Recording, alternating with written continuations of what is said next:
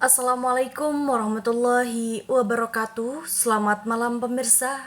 Kembali lagi bersama saya Syabila Nur Aziza. KPI News kembali hadir bersama Anda.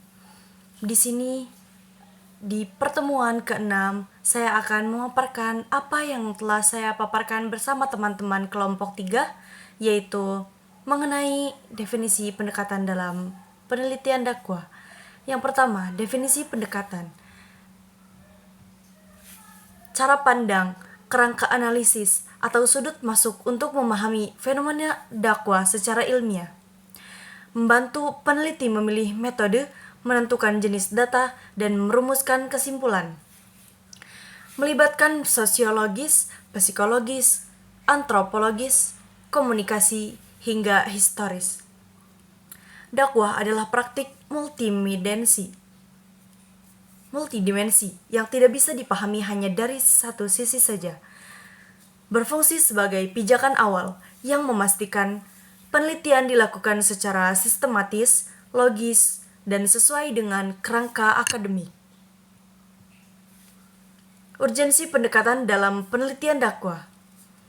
Memberi arah dan kerangka berpikir, membuat penelitian lebih relevan, menjaga objektivitas dan menghindari bias. Menentukan metode dan teknik. Memberikan dampak praktis bagi dakwah.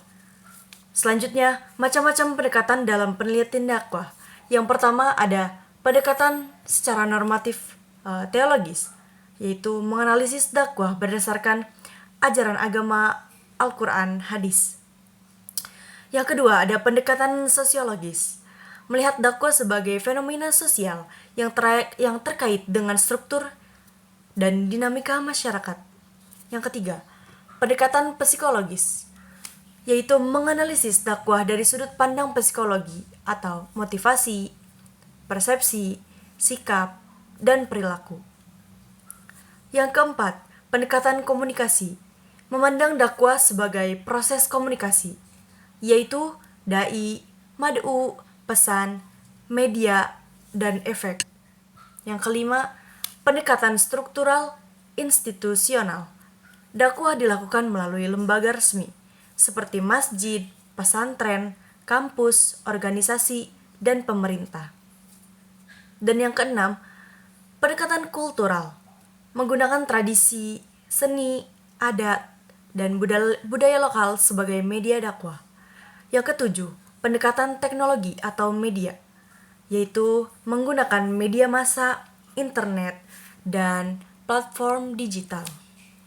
Nah, di sini saya akan memaparkan kelebihan dan kekurangan. Nah, yang pertama, secara pendekatan psikologis. Kelebihannya itu pesan dakwah lebih menyentuh hati dan relevan, memahami faktor kepribadian, trauma, dan motivasi mad'u. Cocok untuk konseling dakwah. Nah, kekurangannya terbatas pada aspek individu, membutuhkan keahlian psikologi yang mendalam. Bagaimana kalau kita dengan cara pendekatan sosiologis? Nah, kelebihannya yaitu dakwah lebih kontekstual, sesuai kondisi masyarakat. Solusi untuk problem sosial keagamaan, memahami faktor lingkungan yang mempengaruhi perilaku religius. Nah, kekurangannya, kadang kita mengabaikan sisi spiritual dan emosional individu. Resiko dakwah menjadi sangat sosial politik. Pendekatan kultural. Kelebihannya, dakwah lebih mudah diterima masyarakat, mengurangi resistensi masyarakat terhadap ajaran baru, efektif untuk wilayah dengan ikatan budaya yang kuat.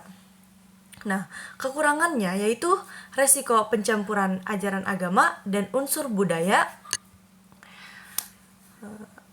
tidak sesuai atau sinkretisme. Jika budaya berubah, dakwah bisa kehilangan relevansinya. Pendekatan struktural institusional. Kelebihannya, dakwah lebih terorganisir, sistematis, dan memiliki dukungan kelembagaan. Memiliki legitimasi sosial dan keagamaan yang kuat. Menjangkau masyarakat dalam skala besar secara formal. Kekurangannya, seringkali birokratis dan kurang fleksibel. Dakwah bisa terjebak pada kepentingan politik atau agenda kelompok tertentu, terbatas pada kalangan yang dekat dengan institusi. Selanjutnya, pendekatan secara teknologi atau media. Kelebihannya, menjangkau audiens luas, lintas batas geografis dan generasi. Pesan bisa disampaikan dengan cepat, menarik, dan variatif, cocok untuk generasi digital natif. Kekurangannya, resikonya itu komersialisasi dakwah, potensi penyebaran hoaks atau pesan yang dipotong-potong tanpa konteks, interaksi dengan audiens cenderung dangkal dan kurang personal. Di sini saya akan menyimpulkan dari apa yang sudah saya paparkan. Jadi, setiap pendekatan itu memiliki peran yang sangat penting serta kelebihan dan kekurangannya masing-masing. Penelitian dakwah tidak cukup hanya menggunakan satu pendekatan secara tunggal. Diperlukan integrasi berbagai pendekatan agar penelitian lebih komprehensif, objektif, serta relevan dengan tantangan masyarakat modern. Melalui perpaduan pendekatan inilah, dakwah dapat berkembang secara ilmiah sekaligus memberikan dampak praktis yang nyata bagi kehidupan umat. Mungkin itu saja yang bisa saya sampaikan, kurang lebihnya saya mohon maaf. Wassalamualaikum warahmatullahi wabarakatuh.